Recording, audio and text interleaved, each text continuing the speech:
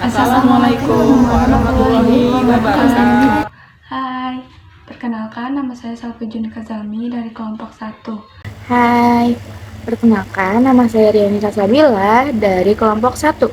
Hai, perkenalkan nama saya Diki Nanda Saputra. Hai, perkenalkan saya Izani Maulana Putra dari kelompok 1. Hai, perkenalkan nama saya Kristia Pujasiloka dari kelompok 1. Halo guys, perkenalkan nama saya Anissa Oktavia dari kelompok 1. Saya Nabila India dari kelompok 1.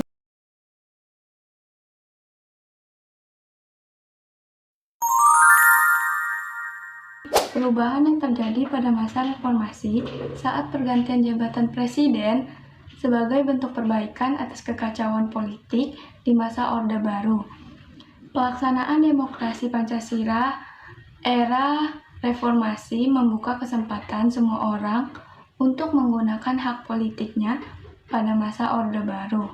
Indonesia mengalami krisis ekonomi yang menyebabkan nilai rupiah melemah. B.J. Habibie menetapkan beberapa kebijakan ekonomi untuk menanggulangi krisis dan mengendalikan nilai rupiah.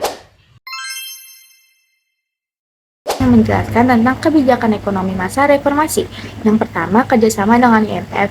IMF adalah lembaga dari PBB yang bertanggung jawab untuk membuat dan menjaga sistem moneter internasional. Presiden B.J. Habibie menjalin kerjasama antara pemerintah Indonesia dengan IMF untuk membantu proses pemulihan ekonomi negara. IMF menawarkan bantuan atau pinjaman dana untuk negara-negara yang butuh untuk memperbaiki neraca pembayarannya. Yang kedua ada independensi Bank Indonesia. Independensi Bank Indonesia berarti Bank Indonesia bebas dan campur tangan pemerintah atau pihak tertentu dalam mengatasi krisis. Presiden B.J. Habibie menerapkan independen BI agar hanya memfokuskan tugasnya untuk mencapai dan memelihara kestabilan nilai rupiah. Melikuidasi beberapa bank pada UU nomor 25 tahun 1999 pasal 1 ayat 4. Likuidasi bank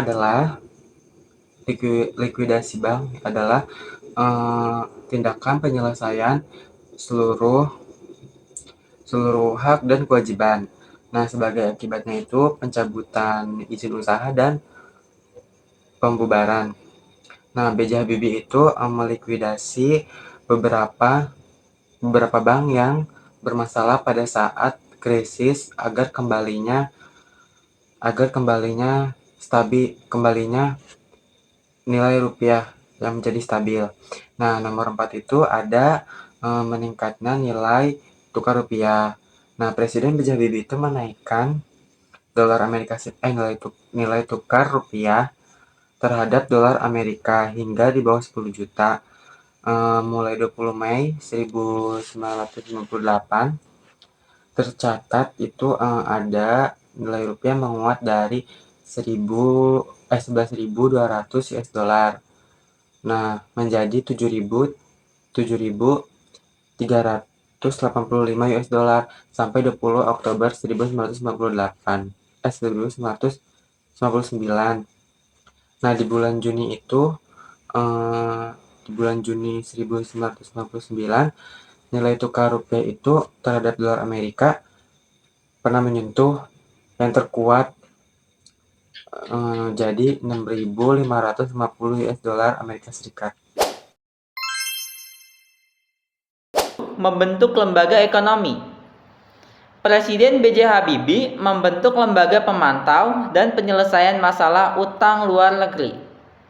Krisis ekonomi yang terjadi pada tahun 1997 hingga 1998 menjadi puncak praktik korupsi yang merugikan negara. Presiden B.J. Habibie mengeluarkan Undang-Undang Anti Korupsi, Kolusi, Nepotisme, dan Undang-Undang Pemberantasan Tindak Pidana Korupsi. Dengan begitu, lahirlah Komisi Pemberantasan Korupsi pada era kepemimpinan Presiden Megawati tahun 2022. Selanjutnya, ada kebijakan politik. Kebijakan politik yang diambil oleh B.J. Habibie selama masa pemerintahannya memang mencerminkan upaya untuk melakukan reformasi dan memperbaiki kondisi politik di Indonesia setelah Orde Baru. Kebijakan-kebijakan politik. Nah, yang pertama itu ada kebebasan pers. Habibie mengeluarkan Undang-Undang Nomor 40 Tahun 1999 tentang pers yang memberikan kebebasan kepada media untuk beroperasi tanpa tekanan dari pemerintah. Nah, ini menandai akhir pembungkaman pers yang terjadi di era sebelumnya. Yang kedua, ada pemilu bebas dan demokratis. Dengan mengesahkan Undang-Undang Nomor 2 Tahun 1999, Habibie membuka jalan bagi pemilu yang lebih demokratis. Pemilu 1999 menjadi salah satu pemilu yang paling bebas dalam sejarah Indonesia dengan partisipasi 48 partai politik baru. Tentang otonomi daerah. Untuk mengatasi keragaman dan potensi disegregasi, Habibie memperkenalkan Undang-Undang Nomor 22 Tahun 1999 tentang pemerintahan daerah. Kebijakan ini memberikan lebih banyak potensi kepada daerah untuk mengelola urusan mereka sendiri. Selanjutnya ada penghapusan diskriminasi terhadap etnis Tionghoa melalui Inpres Nomor 26 dan Inpres Nomor 4 Tahun 1999. Habibie menghapuskan larangan terhadap penggunaan bahasa Mandarin dan mengakhiri diskriminasi terhadap etnis Tionghoa yang merupakan kebijakan dari sebelumnya.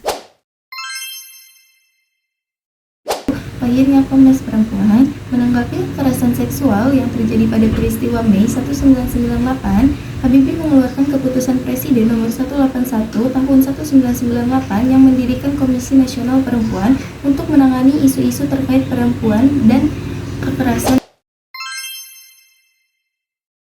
Kesimpulannya, kebijakan-kebijakan ini menunjukkan komitmen Habibie untuk membawa perubahan positif dan memperkuat demokrasi di Indonesia. Meskipun masa jabatannya relatif singkat, reformasi yang dilakukan memberikan landasan bagi perkembangan sosial dan politik di Indonesia di masa mendatang.